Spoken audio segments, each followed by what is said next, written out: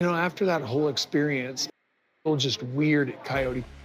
And then you talking to me about getting therapy. I kind of got just prayerfully tuned in, trying to go, okay, God, what should I do about this mess that I'm in and how I feel? I just started getting this sort of vibe that I need to go apologize.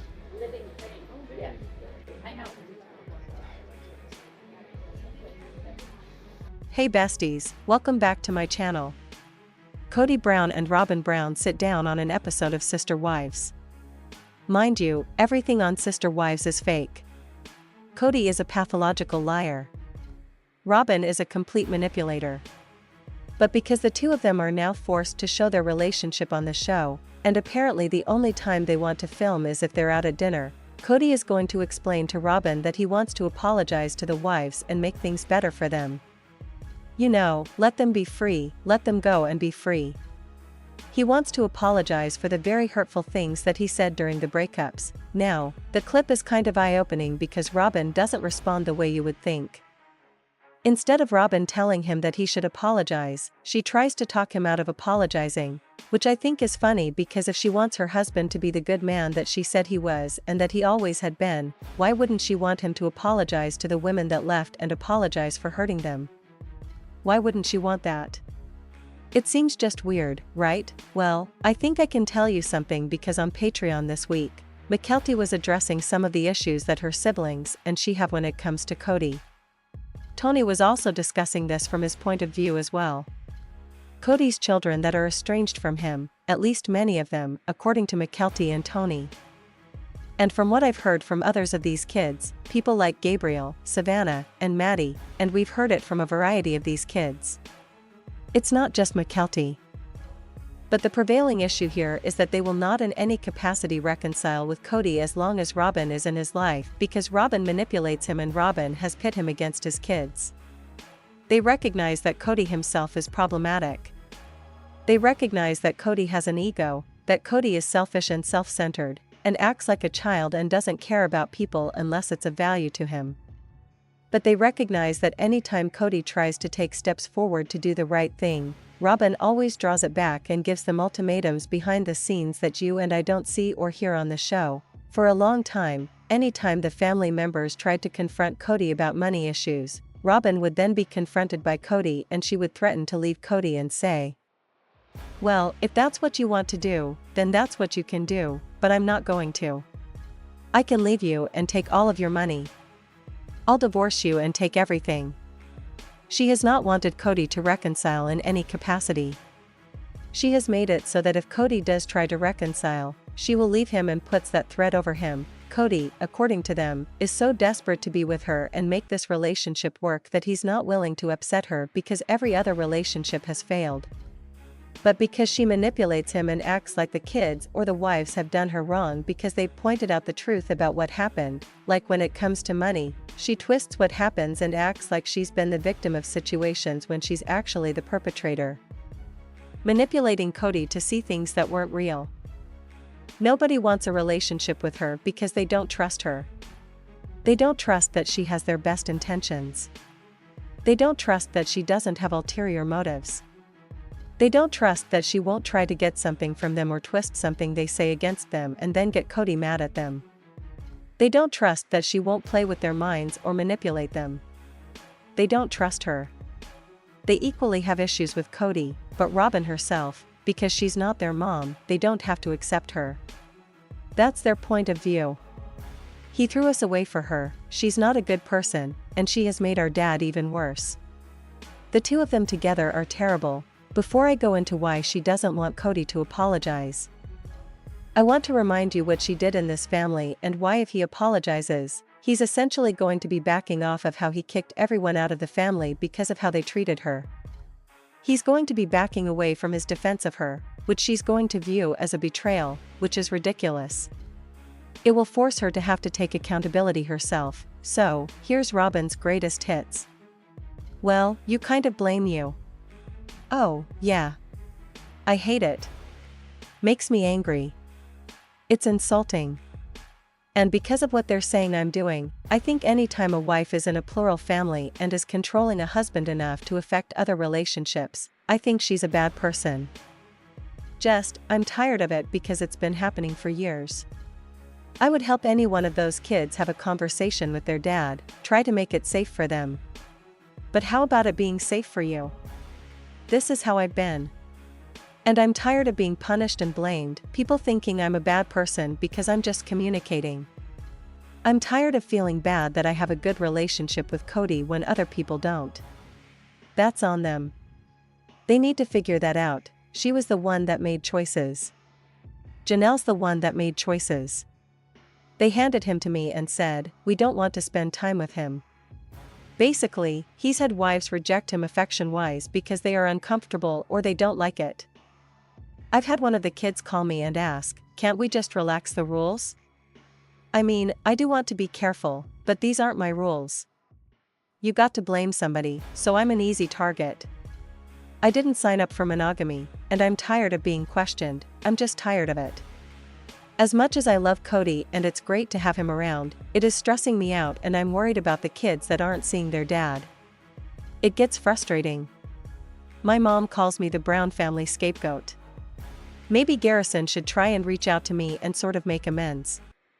I mean, we're going to have to wait for the kids to all come to their own whatever. I received some texts and some phone calls from Gabe and Garrison basically blaming me for what was going on with the family.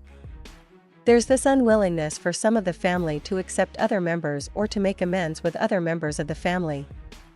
I didn't know he was doing that. I just want to clear the air with the boys. I love those boys. Basically, it feels like I'm being forced to choose between my children and this group. I don't feel like my children are welcome.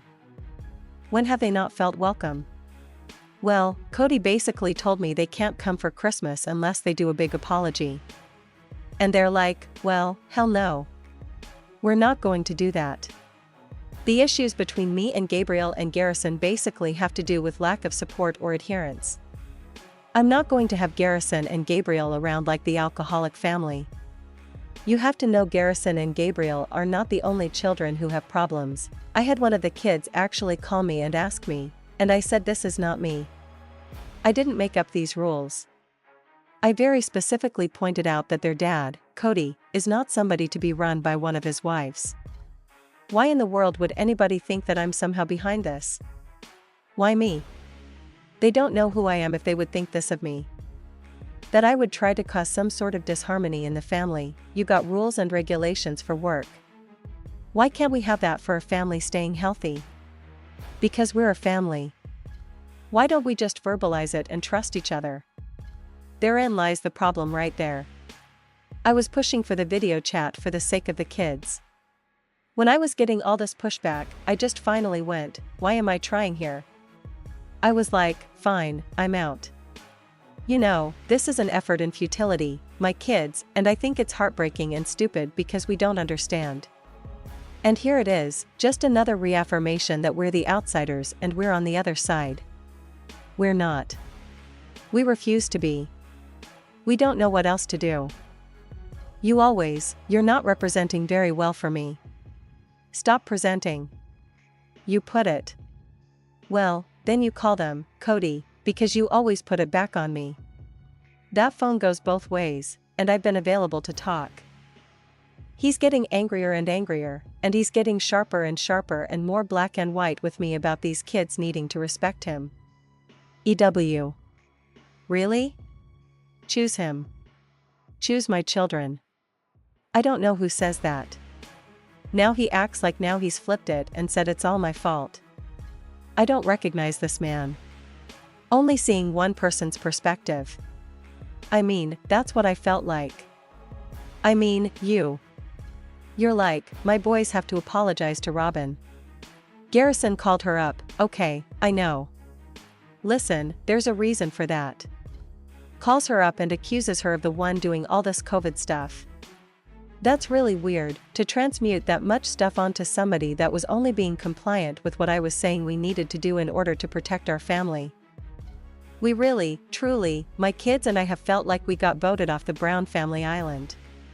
That is absolutely how we have felt. So, a few days after the confrontation, we got a text message from McKeely saying that Robyn and her kids weren't going to participate in this year's gift exchange, and it kind of hurt. They live for that connection with people over drama. That's what she got mad at, was me calling her dramatic. So, if somebody was coming up with my personality type, they were taking the test for me, okay? And that was when, if somebody was doing that, that means Christine didn't know me well. She didn't take the time to know me very well.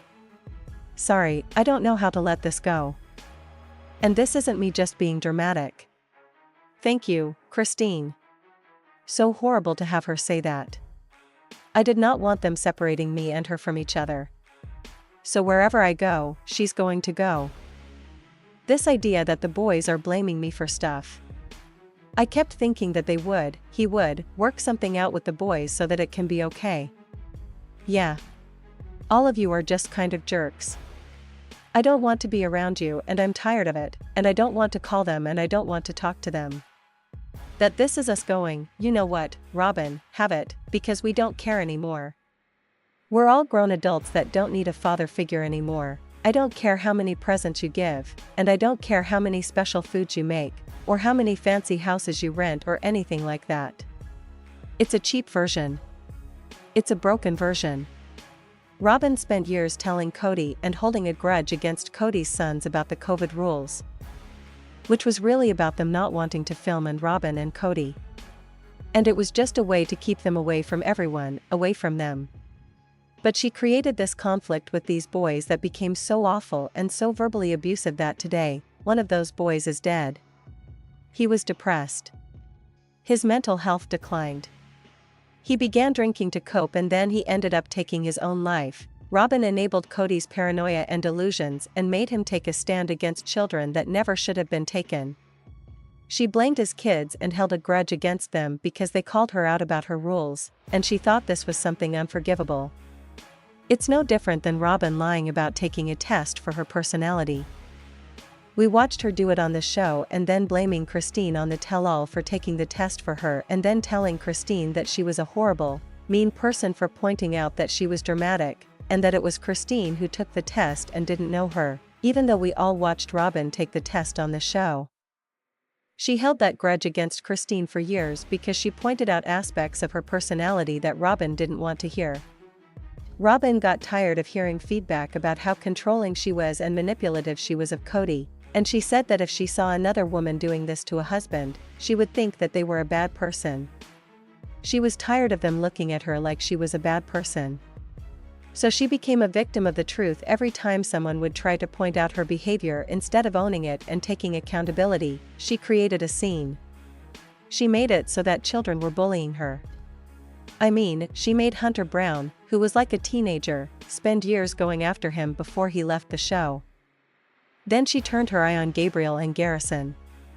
She also had issues with some of the girls, with Christine's kids other than McKelty, but she picked fights with the children and made them. The people that were attacking her and bullying her.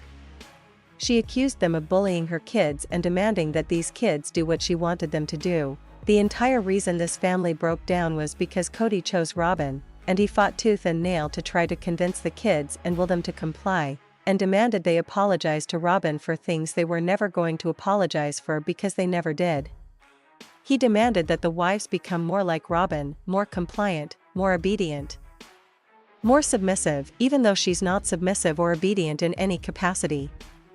He demanded the boys apologize to him. He wouldn't invite his kids to his house. Robyn wouldn't let the kids in her house. To this day, Robyn doesn't even allow a photograph of Garrison to hang in her home. Instead, it's in a garage where Kody has all of his stuff. That's Robyn Brown. So, now watch her response to Kody telling her that he wants to apologize, just with what I need to own about the breakups, about how things happened with the family. I don't know how to say this, just straight as I can. I want him to. I want to set him free. Just get him to stop thinking, talking, being about me. So, how are you going to do that? I go and apologize. As you see, Kody wants to apologize not because he's actually sorry. He just wants to apologize because he wants them to stop talking about him, stop thinking about him, and stop saying things about him that are negative. He wants them to stop telling the truth. He wants them to stop speaking about him in a negative way. The only reason he wants to apologize is to shut them up. Kody thinks that if he apologizes and tries to smooth things over, they will suddenly not speak badly about him, which isn't going to work. It'll never work, ever. He's motivated not because he cares, he's motivated because he can't stand that his reputation continues to get battered by the truth. He's very similar to Robyn in that Robyn doesn't like the truth being told to her and she becomes the victim of it, and Kody always makes himself also the victim of it. At the same time, they're very different. Robyn would rather just cut them out and who cares, don't make amends because who cares? She doesn't want him to make amends because if he did and said he was sorry for things he said about her, then ultimately that whole fight they went through would be for nothing. If he were to actually say to them, I'm really sorry that I did and I put Robyn ahead of you, I'm really sorry about this or that, it would validate her and invalidate the chaos that she created. They are cut from the same cloth but have completely different motives here. And so, of course, she's going to have a deer in headlights look because I'm angry and I'm just sick of it. When he first told me that he wanted to meet with the exes and apologize, I was kind of shocked and trying really hard not to give him too much reaction because I was just processing it.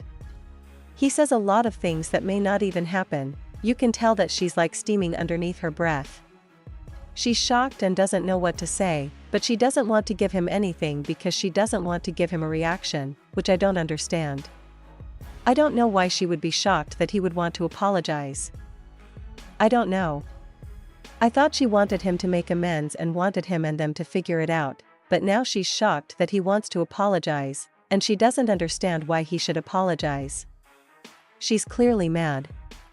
Then she's like, I don't know, he always says things that he never does anyway. She admits that he just makes empty promises and throws things out at the wind and says things he doesn't mean.